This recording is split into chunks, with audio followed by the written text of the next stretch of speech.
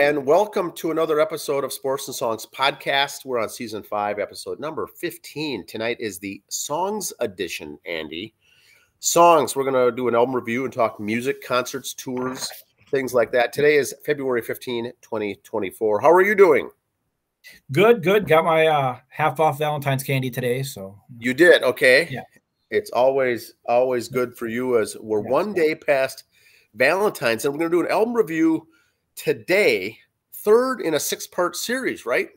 Yes, the American series by Johnny Cash. So let's bring it up. The album we're going to cover tonight, Solitary Man, the third one in the series. Number 3. So let's do the album review here. We'll talk about Mr. Johnny Cash, the album that he put out, third in a series, a total series of 6 that we'll be doing here in the 6-part series. Yes, let's get some information on Mr. Cash. All right, here we go. Solitary Man, released October 17th in the year 2000. The studio was the Cash Cabin Studio. Like we said before, these albums were mostly recorded at his cabin. This album is considered country, Americana, acoustic rock, and Southern Gothic. Interesting. It's a new one on me. 42 minutes, 15 seconds on the American label.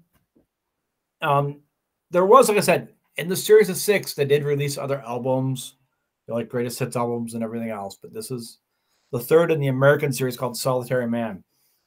It is the 66th studio album by Johnny Cash. It was released October 17th, 2000 on American Records. It's the third album in the series. Between the American 2 and American 3 recordings, Johnny's health got really bad with various ailments, and he was even hospitalized with pneumonia. And the illness forced him to curtail his touring. This album contained Cash's response to his illness, typified in his version of Tom Petty's I Won't Back Down, as well as a version of U2's One. Changes to Cash's voice due to the health problems are noticeable on most tracks when compared to his most recent preceding albums. Solitary Man is an act of emotional preservation. Three songs featured on the album had previously been recorded. Like we said before, a lot of these Johnny's doing other people's songs, but he does have 3 he's redone. Field of Diamonds, which he had recorded with Waylon Jennings in their 1986 album Heroes. Country Trash, which was previously recorded in his 1973 album Any Old Wind That Blows. And I'm Leaving Now, which he previously recorded his 1985 album Rainbow. Solitary Man received mostly positive reviews from critics. One of the systems they use, they gave it 80 out of 100 based on 15 reviewers. I don't know how you could give Johnny Cash anything less than an 80 anyway, so got a bias. Some of the stuff on here, the album peaked at number 11 on the U.S. Billboard Top Country Album charts and at number 88 on the U.S. Billboard 200 charts.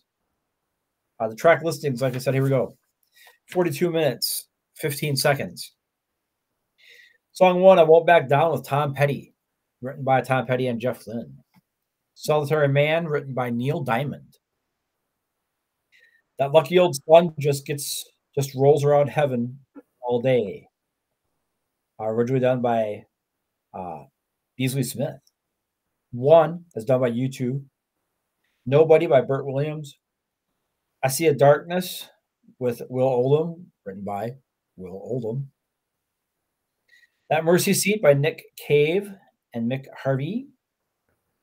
Would You Lay With Me in a Field of Stone by David Allan Cole. David Allan Cole's song on there. This one was the next 3 were Johnny Cash songs, like we said, Field of Diamonds, Before My Time, and Country Trash.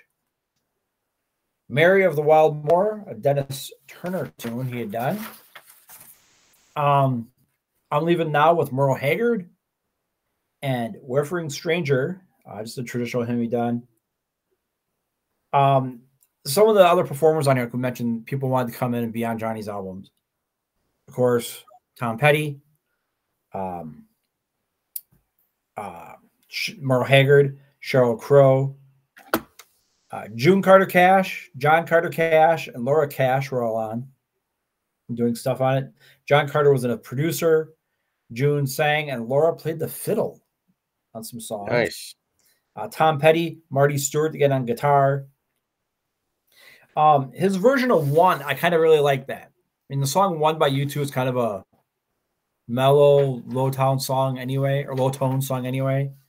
So it wasn't a big stretch for Johnny on that one. That's kind of my favorite song on the album. You know, Solitary Man was the big hit. In fact, in 2001, Solitary Man won a Grammy for Johnny Cash for Best Male Country Vocal Performance. Me a little bit. Jeez, it's Johnny. His health is bad. Do we throw him a bone? I don't think so. The song just really did well and was really good. So I don't think that was let's throw the old boy a bone. I don't think so. That's it for Johnny's third album in the series. Again, this was Fighting Pneumonia on there. You can tell a little bit in his voice, but again, still it's Johnny Cash. He doesn't put a lot of strain on his voice when he sings. He almost kind of speaks a lot of the lyrics, if you will. Okay. So, like he's always done in his songs, you know. But yeah. So this one, like I said, One was my favorite song on it. Comment below with your favorite song off the album, and if you think his voice was that noticeable, that different or not. Okay.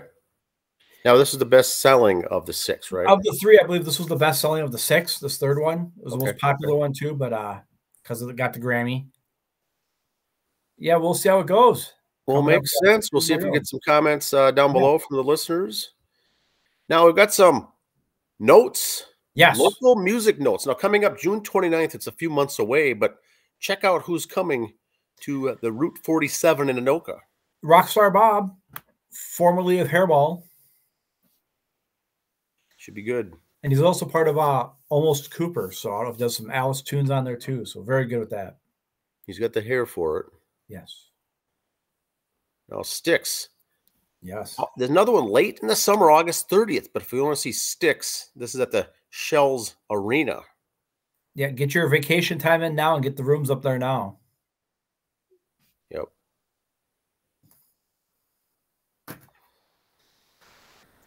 Motley Crue coming to town. What's your thoughts on this, Andy? They're going to be at the State Fair. I don't know. I like Crue, but I've never been a John 5 guy. Yeah. I'm sure he's a great guitarist. I'm sure he's a wonderful human being. I don't know though. You're this late in the run. There's the bad breakup with Mick Mars. It's a money grab for them, I think. Yeah, it's interesting. It certainly doesn't have me, searching for price tickets and availability. I have no interest in going to this, but it should be a good show regardless. Yeah, well, because I've heard their last few shows, they didn't sound that good to start with, and yet they're still going, and yet people still go, and then they complain how bad it was, and then they go again next year and complain how bad it was, So they keep taking the checks though. Can't blame them. Let's see what we've got next year. Now, you'll like this one. Now, you had this posted on our page, Mr. Mark Knopfler. Yes. So, now what is it? And you might know more about it, but he's getting together a bunch of folks to put together an album or a CD or something. Yeah, it's just kind of a Knopfler just kind of want to do a collaboration. Collaboration, yes. That's the collaborations. He just wants to do it. He's made friends over the years. I'm sure he's made enemies too, but just kind of a fun album to do. I kind of like the collaboration albums at the end of their careers like this, instead of in the middle when they're kind of like, hey, let's do an album, cool. Now at the end, it's stuff they want to play, not stuff they have to play for the record company. Yep. I'm sure he's not sitting there going, oh crap, the record company wants me to pump out another album. Let me call Correct. somebody. Yeah, it's not an assignment that it's not one of those. He's got time to do this. And so it looks like the single will be out next month, but this should be some good, interesting music, Mr. Knopfler.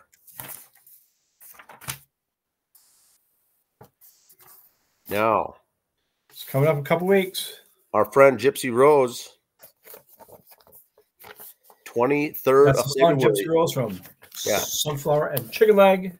Yes, Gypsy Rose is the name of the song that's going to be dropping here on next week sometime. That's going to drop. That's a single from the Sunflower Fox and Chicken Leg. We've had them on the show before. Good group. Now, 93X Morning Show celebrate 25 years. And Yeah, what's Nick and Josh have been there 25 years now. Now, were you a listener when they first started? I was a listener when it used to be Weasel, Josh, and Nick. When it was Nick and Mike Doucette. Okay. Before this. Even before Weasel. Yes. Yeah, yes. They were, that slot, they couldn't find a morning crew. And so, 92, KQRS was covering all the classics back then, but the change, the call letters and the changes of the hard rock and heavy metal morning show just didn't work there for a couple of years. It went through ownership and management changes. Then they get these guys along with Weasel, and you said who? Mike Doucette was on. Mike Doucette was on before. It was him and Nick before when they were the Edge still, and then they changed after that. Yes, it was the Edge. So then they changed, and then they had Weasel. Weasel lasted I don't know how many years, 5, 6, 7 years, maybe 5, 6, 7, too many, yeah. And then I believe he got married and had kids or something. I don't know. It just didn't work out. But these two. Josh and Nick have always been the mainstay. So as a group, that 93X morning show, if you get a chance to listen to it, still to this day, it's good. They just celebrated their 25th anniversary of being around. And that's a long time in this industry. Well, there's a lot of DJs out here on the air locally. They've been around for 25 years, but they've been on 8 different stations in those 25 years. Yep. These guys are good. They're a good comedy. They have good humor, and they've always done good. They've talked well. They're well versed in sports, is what I like. Also, they can talk knowledgeable on a lot of things. And if you think about it, from what they've done since they've been starting years ago, they used to have Paul Majors from Channel 11 on. He'd do a little bit with them every day. Okay. And then when he left, Shaver took over, and Shaver's still there. Yeah, Randy Shaver, the Ass Man, many years has been on this morning show. Very good, complimentary to this. These guys are just it's amazing how long they've been around. Very good group. And if you are a fan of Weasel, you can hear him on Jack FM with Remy Maxwell quite a bit too. Oh yes, because they had Remy Maxwell also on the 93X. He was the 9 o'clock guy after them. Yes, he came on after, and that was great back to back. So they're both now on Jack. That's awesome. Yes. Now I've got the updated fans ballot, Andy, for the Rock and Roll Hall of Fame. Voting is still going on here. I've got the top 10 snapshot of the voting so far. I didn't have the others, but if you made the top 10, you're in the group here. The ones highlighted are the ones I think that would make it as right now. So Kool and the Gang is on the outside looking in, but Ozzy Osbourne, clear favorite, and Peter Frampton. Yeah, I was never a big Frampton guy, but for what he did for rock and roll and the albums he sold, yes, he deserves to be there. And Foreigner, and I guess I never put together the Foreigner was not in the Hall of Fame, but this is the rock and roll. This is the rock and roll Hall of Fame, right? I'm hearing a lot of back talk or backpedaling. Lou Graham, like guys from Foreigner, always said Rock and Roll Hall of Fame. Yeah, stick it, kiss my ass, whatever. Now that they're in, it's like, so. Well, they kind of had it it's like Kiss at first. They really bad mouth that whole. I don't think Foreigner will play because Lou Graham and them. I don't think they'll play, but they'll be there and do their part. I think. Gotcha. And that's what I've got for music. Side notes, things coming up, shows coming up, and we got Lita Ford end of the month in a couple weeks at the Medina.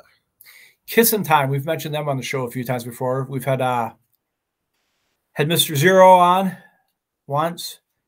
Top Jimmy has left the group. He was in other bands, but he would do more Metallica tribute stuff. But Top Jimmy's been replaced by Mixter. You're familiar with his work from Legacy of the Loud. So he'll be taking over the Ace character in Kissin' Time. So congrats to the Mixter. Congrats. Welcome to the group. That should be fun to see those guys play. They're always a good show to see Kissin' Time. And they just do those 3 years, right? Couple 3 years window right there. Yep. In the 70s is all they touch. They don't do anything more recent than that. Never the same show twice either. They mix up the song order and that. So they mix it up. It's pretty good stuff. So next week, what we'll do is have the Johnny Cash album number 4 of the 6. And then we'll go from there with other things. Keep your comments and requests coming on through. We'll be handling them at that time. I've got nothing else for tonight's show. Do you have anything else, Andy?